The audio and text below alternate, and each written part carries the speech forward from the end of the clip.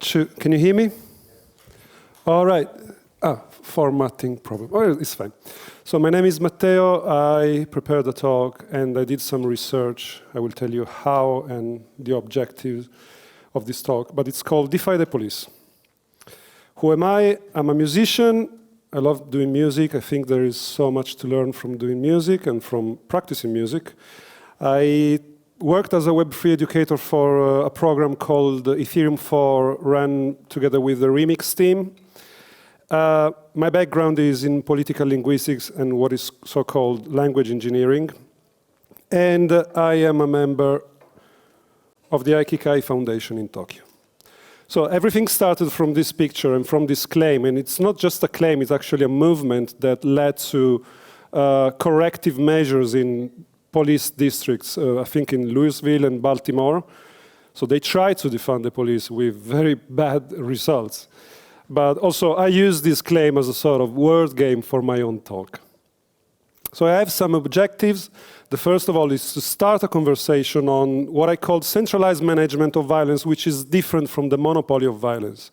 I don't want to name it monopoly of violence because I don't think that violence is a marketable item. So I would love to stick to management of violence or centralized management of violence. We will explore the field and trace some use case candidates for decentralized technology, and maybe at the end we'll present some verticals. I have a few disclaimers to do. First of all, I am not in no derogatory position. I do believe that we need a certain level of management of violence. There are abusive people in the world, and we need to find a way to coexist with them. Management of violence is a vast field. It changes by country. It changes by number and diversity of the forces deployed on the territory, and also local issues. The rule of engagement for public administration in Honduras is different than the rules of engagement in Spain.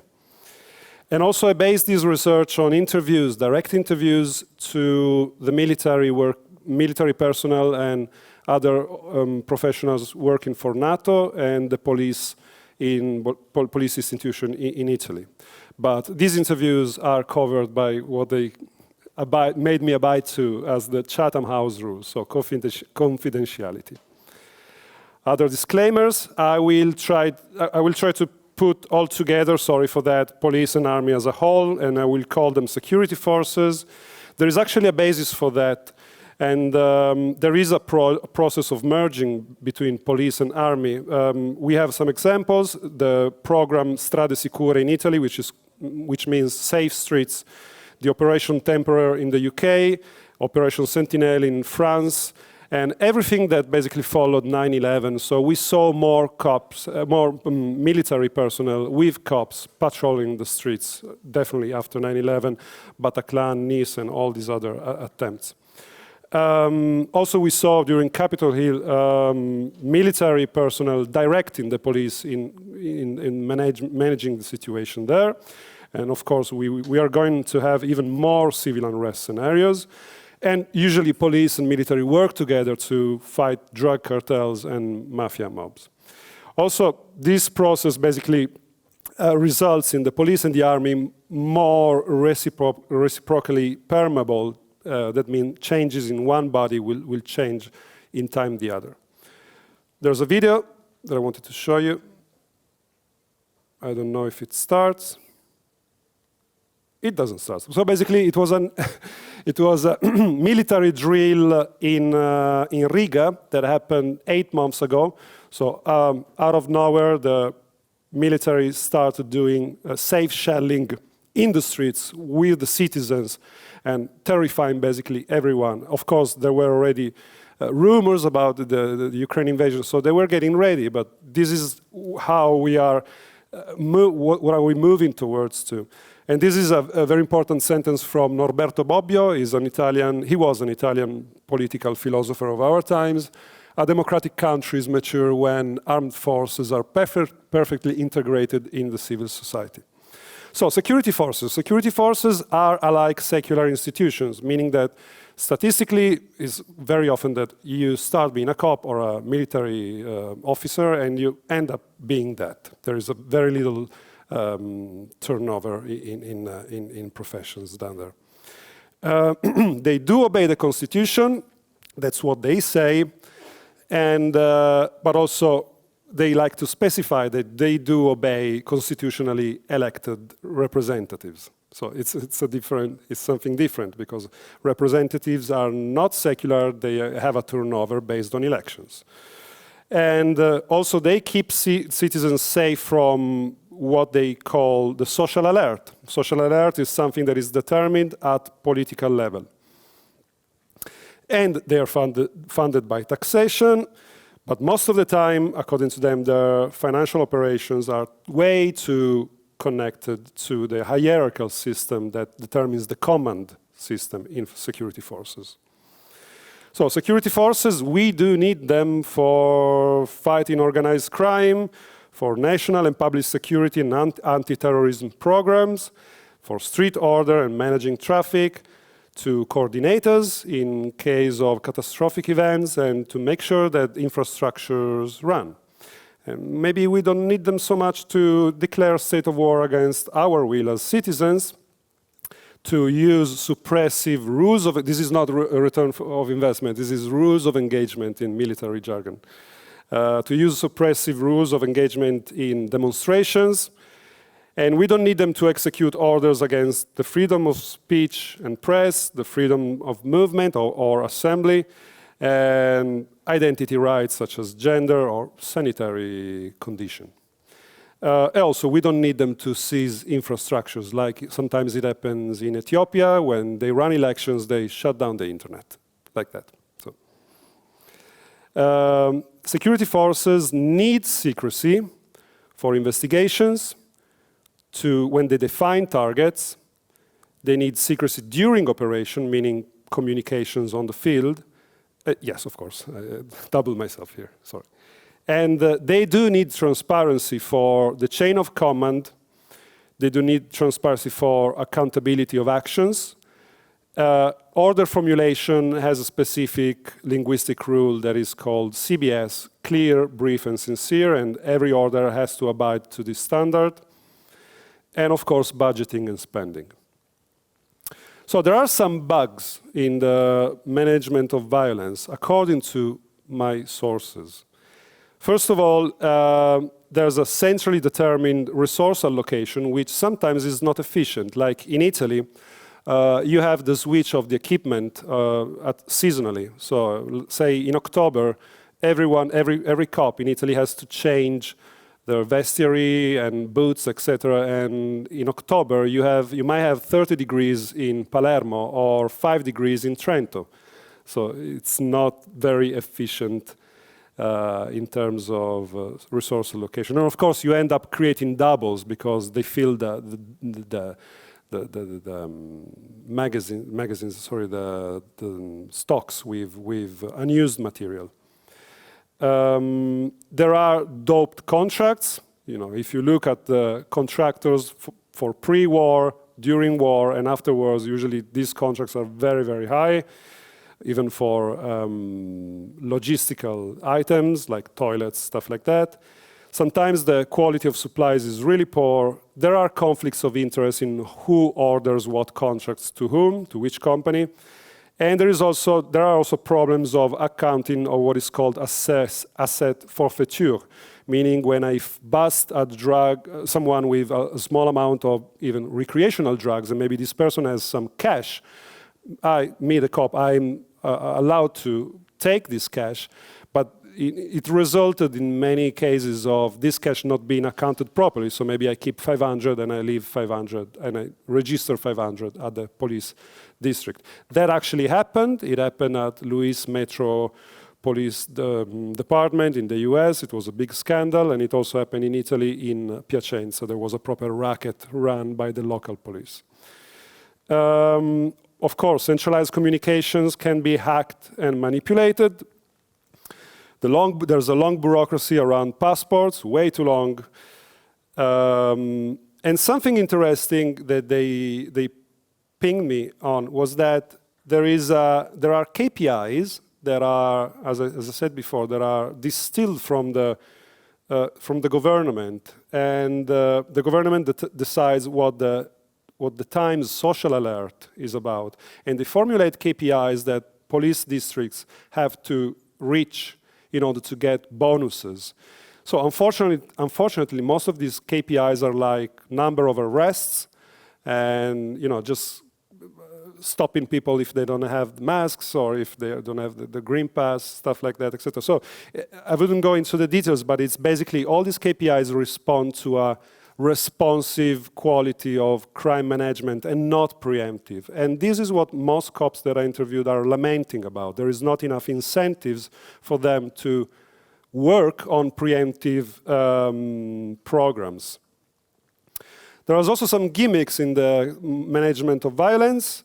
First of all, orders must be executed unless they clearly constitute a crime. So every officer is free and is allowed to ask for a formal request when they are given an order and kind of question the authority. Of course, this doesn't happen very often because the bureaucracy is long and also because by doing so you would blacklist yourself in the bureau, in the district as an officer.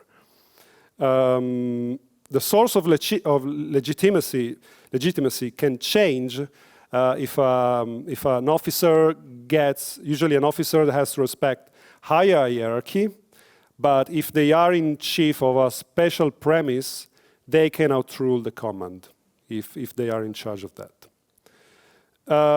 Also, the rules of engagement at street level very often is decided at local public administration level. It doesn't come from the government only decides the norms, and then that norms is articulated with the mayor and with all the forces involved in the city's securities management.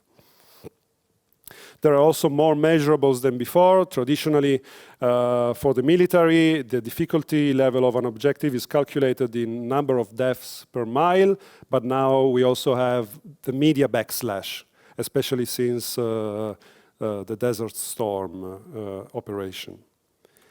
And also, as I said, the Desert Storm operation started what we call the embedded journalism into military forces, and especially NATO started a program in 2016 to get the military more social. I don't know if you noticed that there are more YouTube channels from police districts, there are memes and stories from troopers training, things like that. So that's not something to be just happening. They are being let free to do that. So it's kind of derogatory. They said, you can do it, you can post stuff, we allow that. So there are some blockchain and security forces intersections, of course there are. And solutions that are being explored are, of course, audit spending for military and police expenditures, supply tracking for components. There's a decentralized database for passport project by the Dubai Police app with Hyperledger.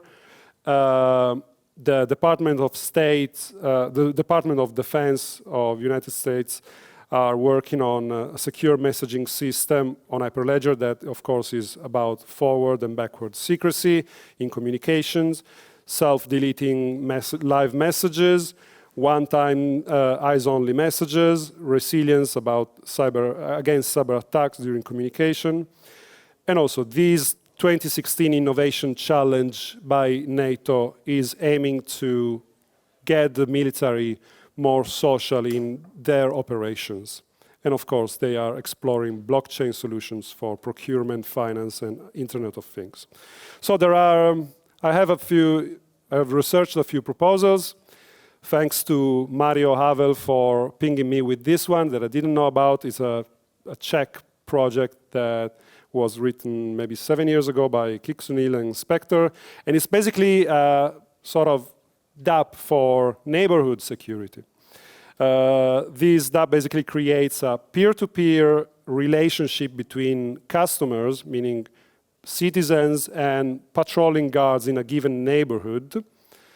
And basically the citizens can stake create their own ID by burning creating a proof of burn of cryptocurrency. They place something that is called a random coin fountain outside their house that randomly gives tokens whenever checked with a badge or something. Of course, the more the checks, the higher the odds to get the coin out of the fountain. The reputation system is one-to-one, so every citizen, every householder gives a reputation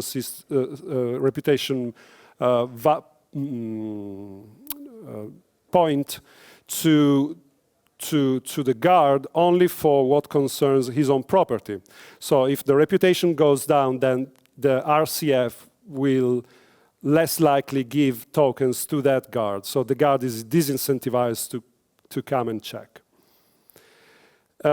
There's also a call for help feature where a citizen is in danger, or inside a householder is in danger inside his her own house. They can trigger this feature where basically the RCF odds augment, so guards are more inclined to come and check. In my opinion, there's a problem, which is the lucrative aspect inside of it. Of course, RCFs who give more reputation and tend to be more checked, while the others will not. So you create basically gated communities of people who can guarantee running lotteries and who don't.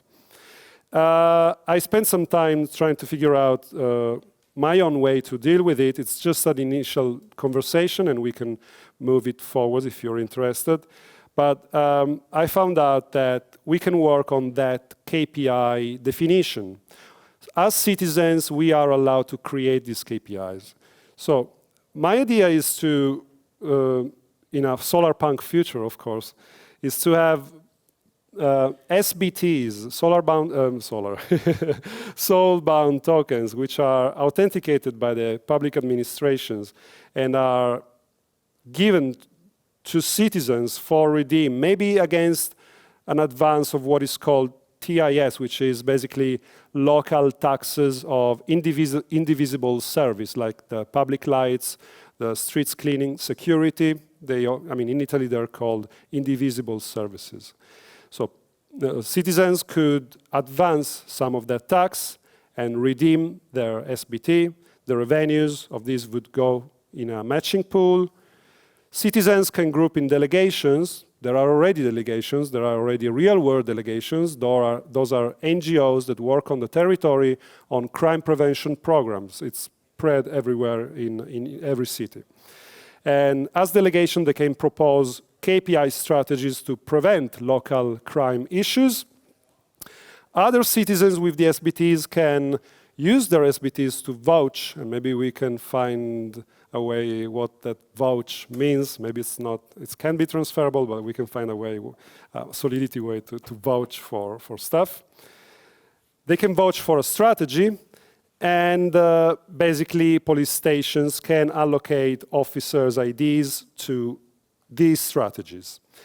What happens is that the delegations provide a rating on officers following their programs during the week, how often they follow it, with what results, if they're learning or not, if they are cooperating with the neighborhood.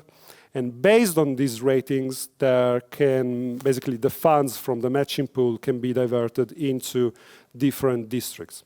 So of course, this is a very, very drafty way to put it, but I would love to, there's a Telegram group that I created for anyone who wants to bring on the conversation. We might also create a workshop soon. I have a small community of people in NATO that might be interested to learn about decentralized incentives. That was enough for me. I'm free to give these slides. There are also some references just to check the facts. I don't know if there's time for questions, but thank you very much.